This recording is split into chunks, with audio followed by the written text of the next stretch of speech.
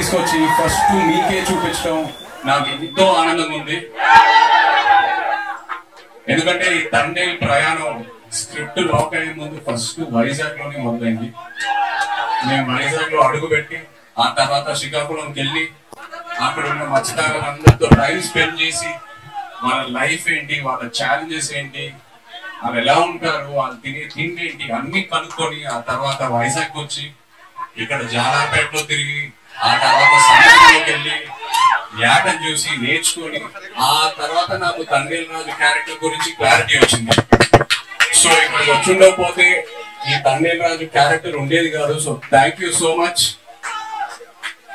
ఈ థ్యాంక్స్ లో చాలా మందికి థ్యాంక్స్ చెప్పాలి ఈ విషయంలో. ఇక్కడ ఫస్ట్ వేదిక మీద ఉన్న మా టీం అందరికి, Karthik thank you for the wonderful story you brought us. అలాగే భాను గారు, సత్య గారు థ్యాంక్ యూ. అండ్ మన పుష్ప కా బాప్ అరవింద్ గారు, నిజంగా లాస్ట్ 1.5 year నా లైఫ్లో నిజమైన తండేలు ఆయనే. చివరికి వచ్చేసరికి నేను ఇంకో సినిమా ఆయన లేకుండా నేను ఎలా చేస్తానా అని ఒక ఫీలింగ్ వస్తుంది నాకు.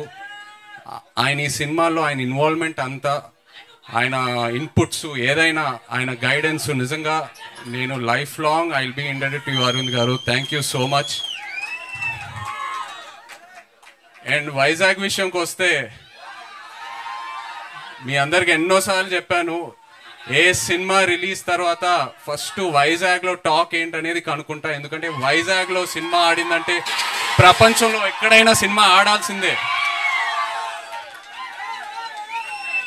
అండ్ వైజాగ్ నాకు ఎంత క్లోజ్ అంటే, నేను వైజాగ్ అమ్మాయిని ప్రేమించి పెళ్లి చేసుకొని ఇప్పుడు నా ఇంట్లో కూడా వైజాగ్ ఉంది. నా ఇంట్లో కూడా రూలింగ్ పార్టీ వైజాగే. సో బ్రదర్స్, ఒక చిన్న రిక్వెస్ట్, తండేల్ సినిమాకి వైజాగ్లో కలెక్షన్స్ షేక్ అయిపోవాలి, లేకపోతే నా పరువు పోతుంది ఇంట్లో. ప్లీజ్. అండ్ సినిమా గురించి చెప్పాలంటే, చందు మొండేటి గారు ఈ సినిమా స్టార్ట్ చేసే ముందు నాకు ఒక డైలాగ్ చెప్పారు. నేను ఆ డైలాగే పట్టుకున్నా. దద్దా గుర్తెట్టుకో, ఈ పాలి ఆట గురి తప్పేదే లేదేస్.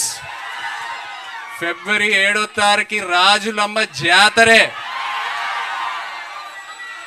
నాన్న మన కింగ్ చెప్తూ ఉంటారు, వస్తున్నాం కొడుతున్నాం అని. తండేల్ రాజు స్టైల్లో చెప్పాలంటే దుల్లో కొట్టేస్తున్నాం. Thank you so much. Love you all. Thank you.